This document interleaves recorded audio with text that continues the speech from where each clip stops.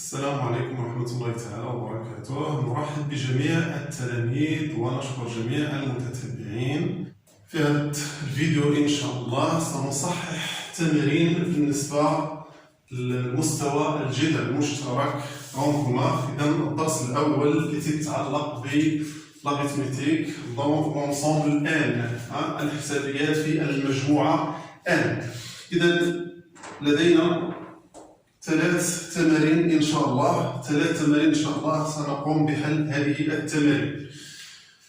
لا تنسوش دعم القناة بالاشتراك والضغط على الجرس والبارطاج باش تراهم الفائدة إن شاء الله. إذا مع التمرين الأول إن شاء الله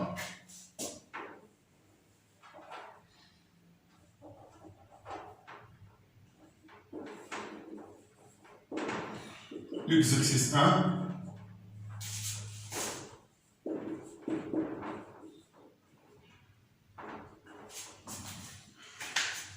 بالنسبة للإكزرسيس 1 سواء n appartient à n يعني أن n antinaturel يعني عدد صحيح طبيعي et b est égal à 15 à la puissance n plus 3 à la puissance n fois 5 à la puissance n plus 1 plus 3 à la puissance n fois 5 à la puissance n plus 2.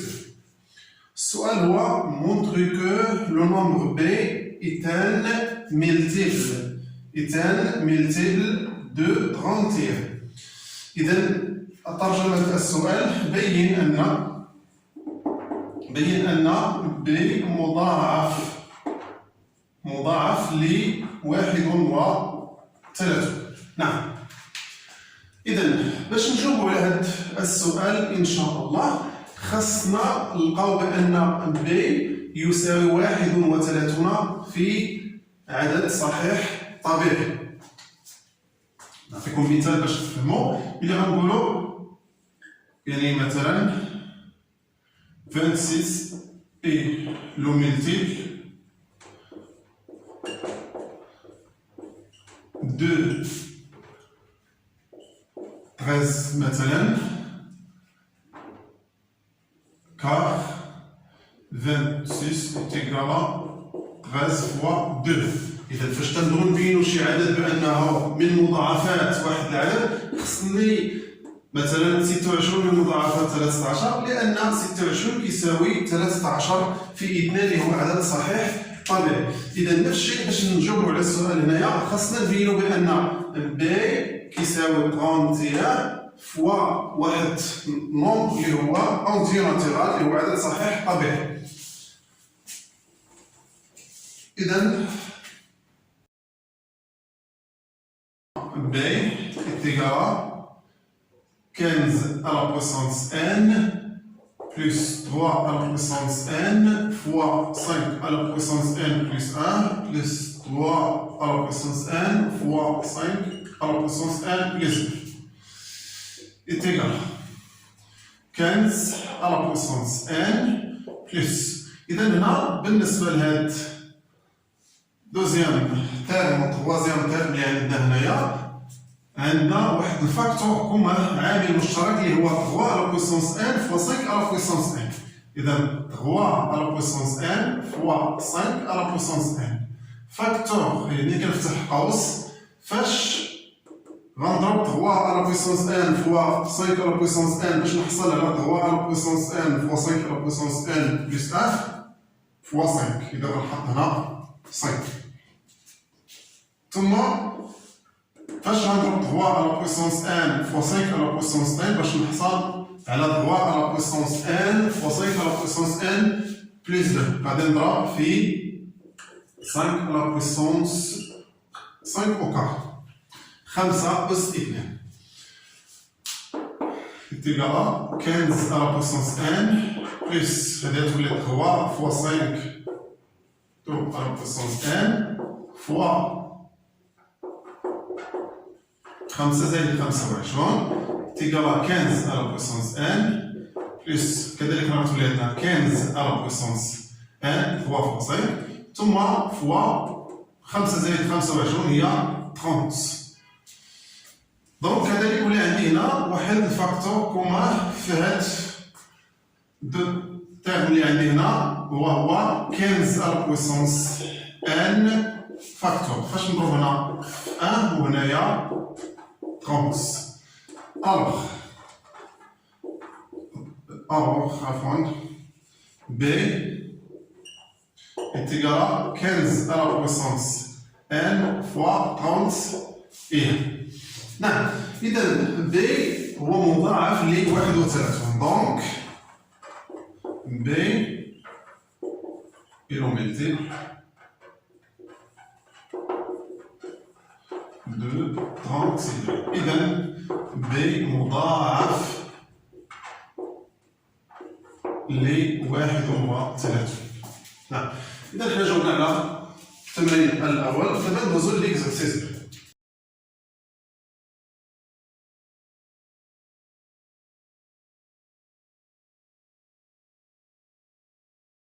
Décomposer en produit de facteurs premiers les nombres. بالنسبة للترجمة، فكك إلى جذر عوامل أولية الأعداد. عندنا A و B ثم 35 A تتساوي 540 و B تتساوي 504 ثم 35 A B.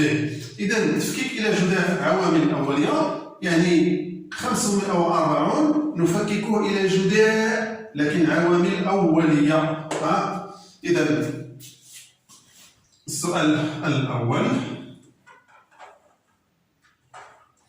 A est égal à 540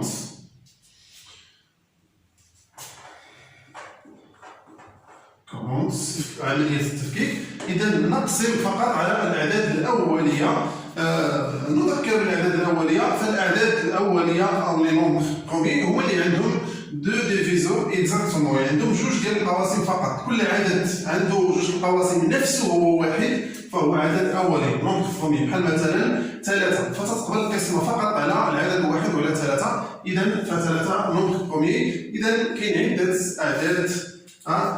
كذلك إذا هنا العدد اللي تيقبل عليه أصغر عدد أولي كيقبل عليه القسمة اللي هو 2 تتعطينا، ثم كذلك على 2 ثم كذلك على 3 45 ثم على 3 15 ثم على 3 5 ثم على 5 1. ألوغ A est égal à 2 fois 2 هي 2 à la puissance 2 ثم fois 3 إذا عندي 3 ديال لي فاكتور هنايا، 3 العوامل هي 3 à la puissance 3 ثم fois 5. إذا هذه الكتابة هذه كتسمى ديكومبوزيسيون ديال A en produit de facteurs communs. إذا تفكيك العدد A إلى جذر عوامل أولية. ثم بالنسبة للبي نفس الشيء. B تقرا 504 504. إذا نفككها بنفس الطريقة. إذا على 2 52 كذلك على 2 كذلك على 2 على 3 21 على 3 7 1. إذا نقسم فقط على الأعداد الأولية، ف2 و3 و7 هادو كلهم أعداد أولية لأنهم عندهم قاسمان فقط. ألوغ B égal 2 fois 2 fois 2 هي 2 à la puissance 3 ثم fois 3 à la puissance 2 ثم fois 7. بقي لدينا نفكو العدد اللي هو 35 A B.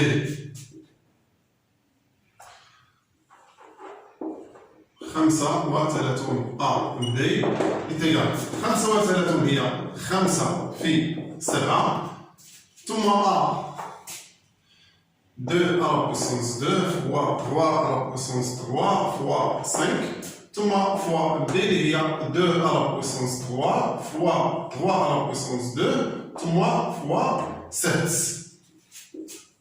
Alors, إذا 35 A B est égal 2 à la puissance 2 fois 2 à la puissance 3, إذا هي 2 à la puissance 5. ثم 3 à la puissance 3 fois 3 à la puissance 2 هي 3 à la puissance 5. ثم 5 fois 5 هي 5 à la puissance 2. ثم 7 fois 7 هي 7 à la puissance 2. دونك حنا عندنا لا ديكومبوزيسيون ديال العدد اللي هو 35 ا بي، وعندنا لا ديكومبوزيسيون ديال العدد بي، ثم عندنا ديكومبوزيسيون ديال العدد ا، وهذا هو السؤال الاول في التمرين الثاني. ثم بالنسبه للدوزيام كيسيون بالنسبه للإكزرسيس 2، السؤال هو ديتيرميني بي جي سي دي لي ا و بي هو لو بلي غران كومان ديفيزور، لو بلي غران كومان ديفيزور للعددين ا و بي، ثم بي بي سي ام ا دي هو لو بلي بتي كومان ملتيبل ديال العددين ا و بي. إذا A est égal à 2 à la puissance 2 fois 3 à la puissance 3 fois 5. Ou عندنا B est égal à 2 à la puissance 3 fois 3 à la puissance 2 fois 7. Alors, G, C, D, les A و B. إذا نذكر بالخاصية هنا باستعمال هذه الطريقة ديال التفكيك.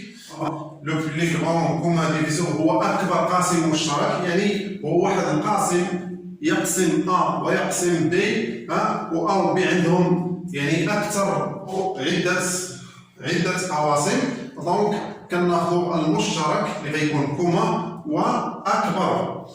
أما بالنسبة باستعمال الطريقة ديال التفكيك فتيقول لنا القاعدة تقول لنا تناخذوا فقط دوك لي فاكتور كومان. لي فاكتور كومان هما 2 و 3، إذا هما لي فاكتور كومان، ولكن كناخذوا بالنسبة هما لي برودوي ديال لي فاكتور كومان، وكناخذوا فيهم لو بلي بتي اكسبوزون، يعني أصغر أس.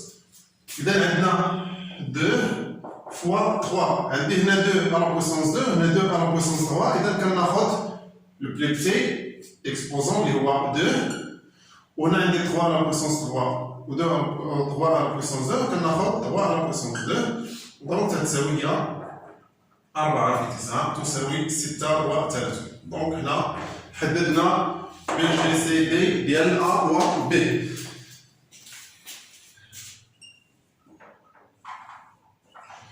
اي بي سي ام ل A و B، فهنا القاعدة تختلف، تقول لنا كناخذوا هذوك لي فاكتور كوما اي نون كوما، كناخذوا لي كوما وكيكون عندهم لو بلي كرون اكسبوزون كناخذوا بالنسبه للعكس ديال هذه ماشي لو بلي بتي كناخذوا لو بلي كرون بالنسبه للاكسبوزون، ثم بالنسبه لدوك اللي هما نون كوما كنضيفهم. اذا اللي عندي كوما هما 2، اذا غادي ناخذ 2 عندي هنا على بويسونس 2 هنا على بويسونس 3، انا ناخذ 2 على بويسونس 3، ثم هنا فوا 3 عندي هنا 2 هنا 3 بالنسبه للاكسبوزون، ناخذ الاكبر اللي هو 3 على بويسونس 3 فوا نضيف اللي هما غير مشتركه هي 5 فوا 6.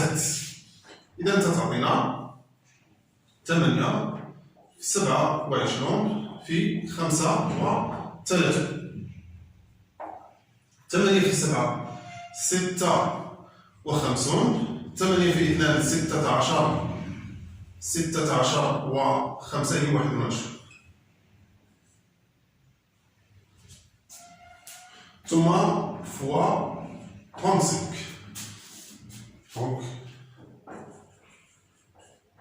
P, C, M de A ou B est égal à 7560. Donc là, جاوبنا على السؤال الثاني كذلك. إذا نمر للسؤال الثالث اللي هو simplifier le nombre A sur B et racine de 35AB. Question 3 في l'exercice 2. مازال في l'exercice 2. Simplifier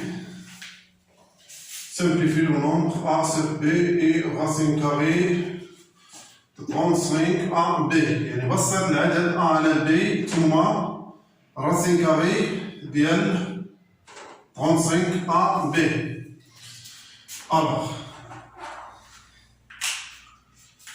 A sur B est égal à 2 à la puissance 2 fois 3 à la puissance 3 fois 5 sur 2 à la puissance 3 fois 3 à la puissance 2 fois 7 est égal à 2 à la puissance 2 fois 3 à la puissance 2 fois 3 fois 5 2 fois 2 à la puissance 2 fois 3 à la puissance 2 fois 7. Donc اللي عندي في البسط المقام تنشطب عليها. إذا نختزل 2 أس 2 مع 2 أس 2 3 أس 2 مع 3 أس 2. دونك غادي يبقى عندنا A sur B est égal à 3 fois 5 هي 15 2 fois 7 هي 14. دونك هنا بسطنا العدد آمي. ثم بقي لدينا راسين كاري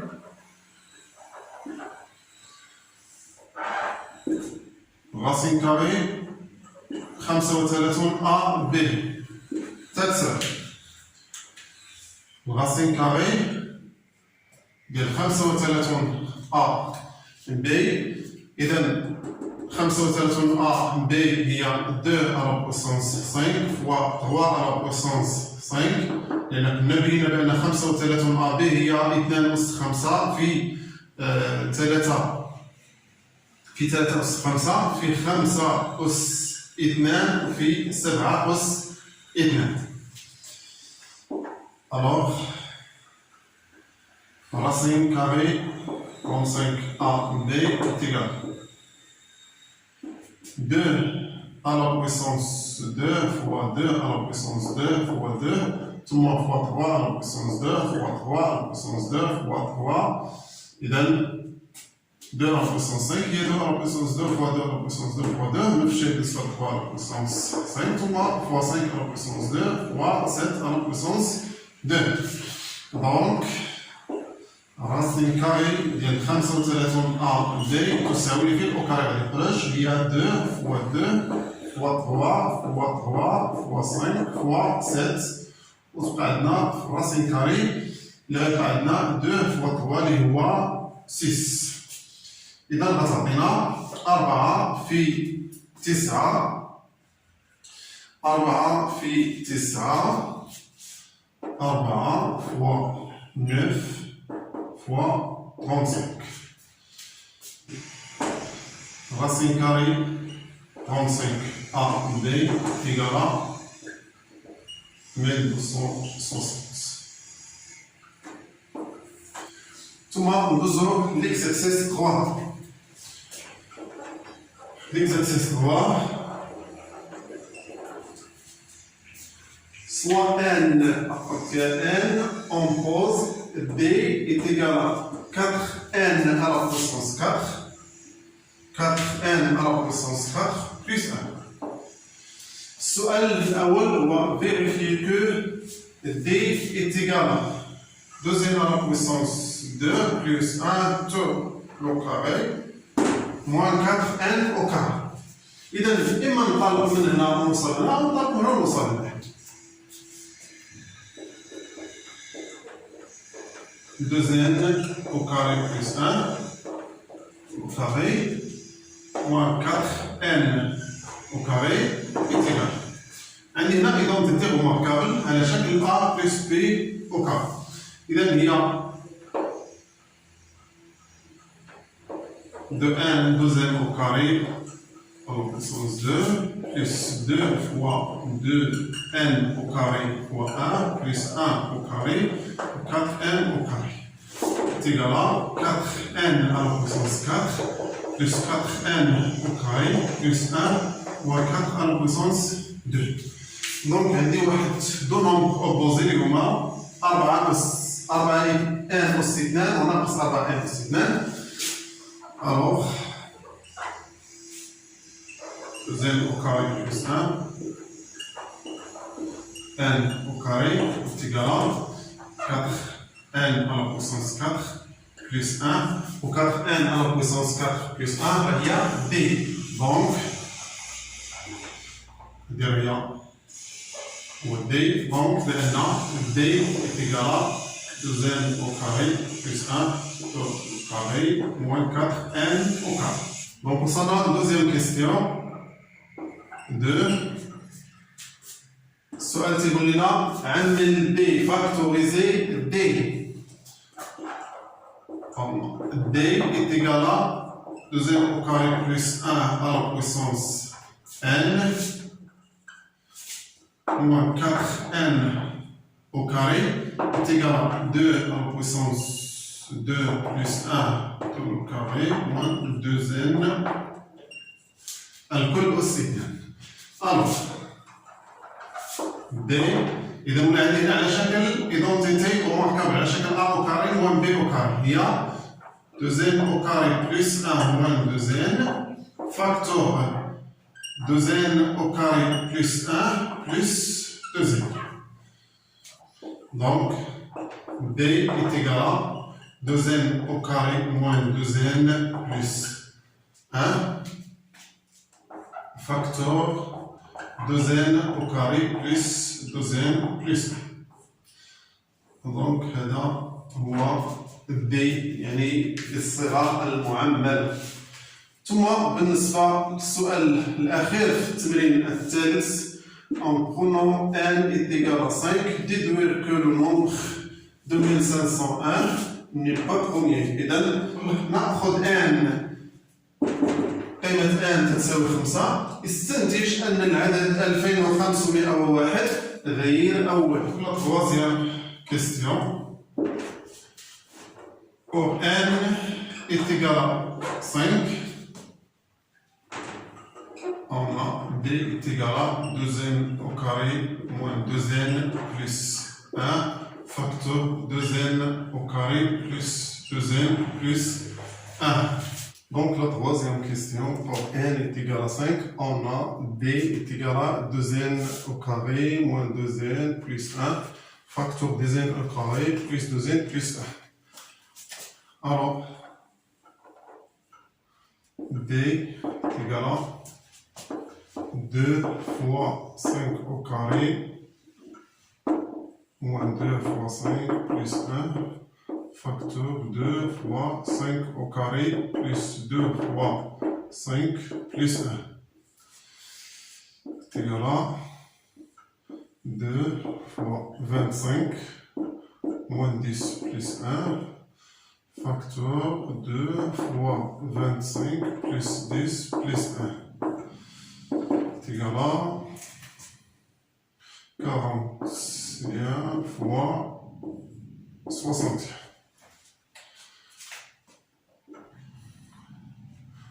Donc 41 et 61 sont les deux diviseurs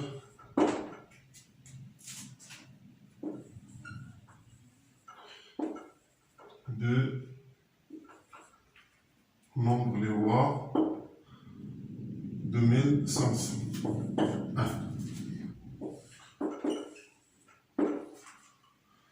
Le nombre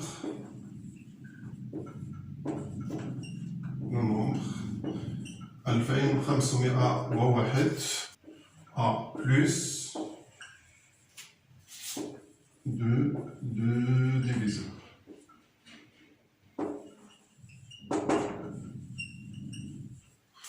لأن العدد 2501 له أكثر من قاسمان 41 و 61 وواحد ونفسه. المهم أن له أكثر من قاسمان. Donc 2501 n'est pas premier. n'est pas premier. إذا العدد 2501 ليس أولي. وصلنا لنهاية الفيديو. لا تنسوش دعم القناة بالاشتراك والضغط على الجرس باش يوصلكم كل جديد وبارطاجيو باش تعم الفائدة. وإلى اللقاء في فيديو قادم إن شاء الله. والسلام عليكم ورحمة الله تعالى وبركاته.